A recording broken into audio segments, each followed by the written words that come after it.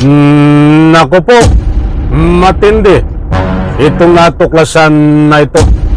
10 bilyon na pera kapalit di umano ng pagtakas nitong si Atong Ang.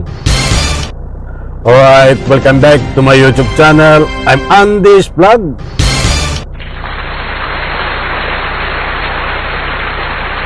Matindi ho ito. Kapapasok pa lang na mainit na balita. Usapin na 10 bilyon na pera kapalit ng pagtakas di umano ni Atong Ang. I-like muna natin ang video na ito kung nagustuhan nyo po. Please subscribe my YouTube channel. Nakakagulat mga kaibigan. Itong mainit-init pa, kalalabas lang na balita. Kaya pala itong si Atong Ang ay hindi mahuli. At sabi nga dito sa balita na ito, kaya nakatakas ay mayroong usapin na 10 bilyon na pera. Napakaraming pera nito, mga kaibigan. Bilyones na pera. Kahit ako ho ay medyo nagulat dito. Dahil kakaiba itong balita na ito eh. Talagang usapin ay pera na bilyones.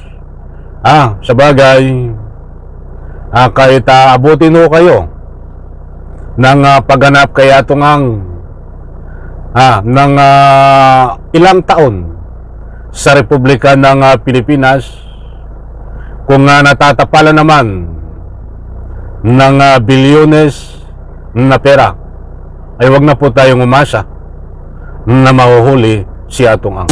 Hindi po galing sa akin o sa anumang marites itong balita na ito na usapin ng 10 bilyon na nabanggit nga dito na kaya nakatakas itong si Atong Ang sa mga awtoridad ay gawa po nitong usapin na 10 bilyong piso. Yan po ay galing mismo sa nanunungkulan sa ating pamahalaan. Ipapakilala ko po sa inyo. Mayroon po to yung batayan at resibo. Sandali bago tayo dumako, ipagpatuloy at ibahagi sa inyo ang complete details nito sa latest update. Kaya Atong Ang, gusto ko muna ang kunin ang inyong panig. Dahil ilang araw na akong pinagtatalunan, maingay sa comment section, na mayroong ayaw magpatalo at mayroon din po nagpapatalo.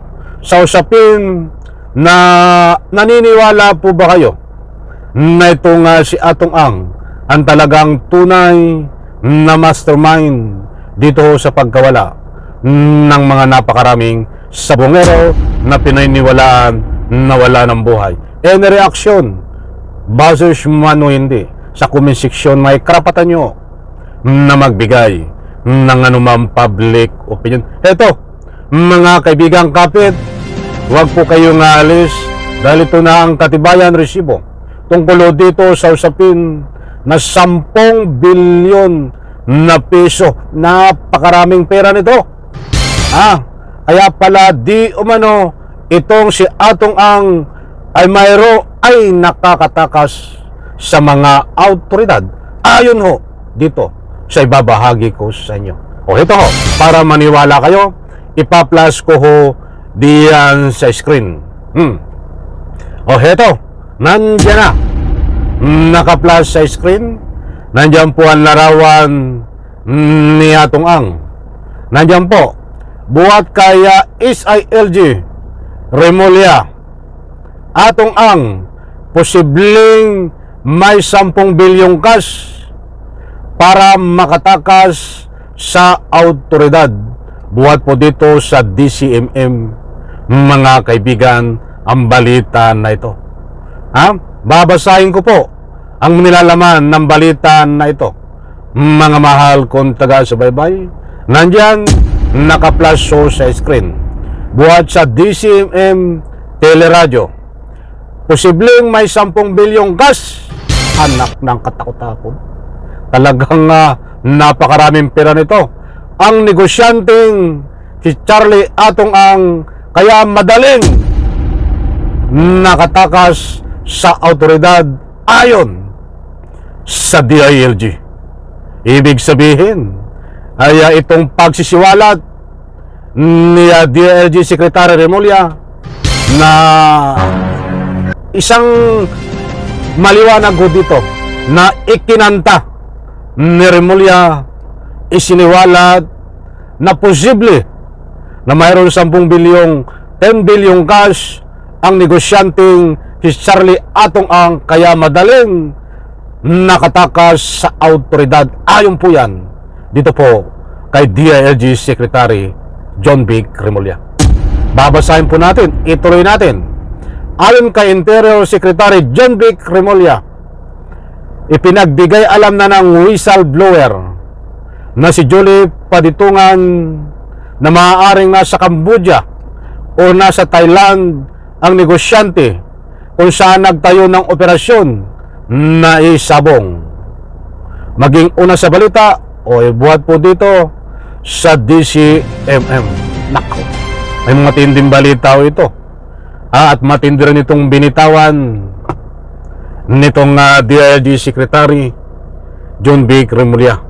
Sana naman kayong mga nandiyan sa pwesto, mataas na pwesto sa DILG, na kapag naglabas kayo ng ganyong mga balita, kahit sabihin nyo pa nga posible, posible kasi nakalagay posibleng may 10 billion, sana naman hindi ito ika nga po naging isang marites at dapat malapit sa katotohanan.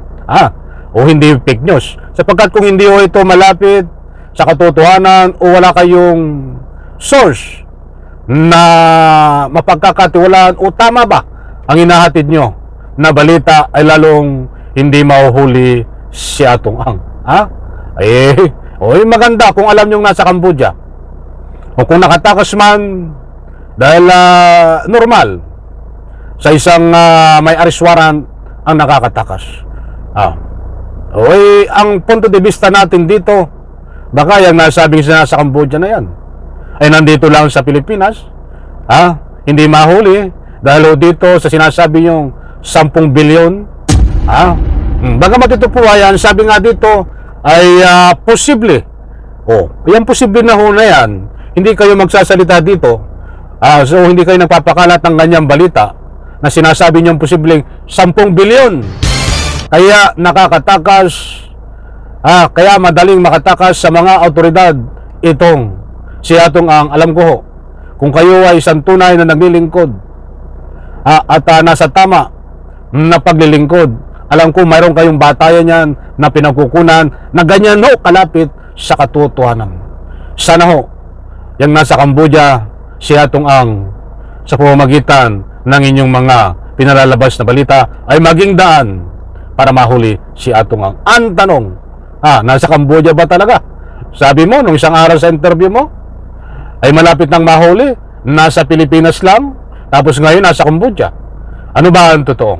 But anyway, tayo ay nagbibigay ng anumang public opinion dahil dito sa pinangahawakan na balita na ito, lalo lang nagugulo kung nasaan si Atong Ang.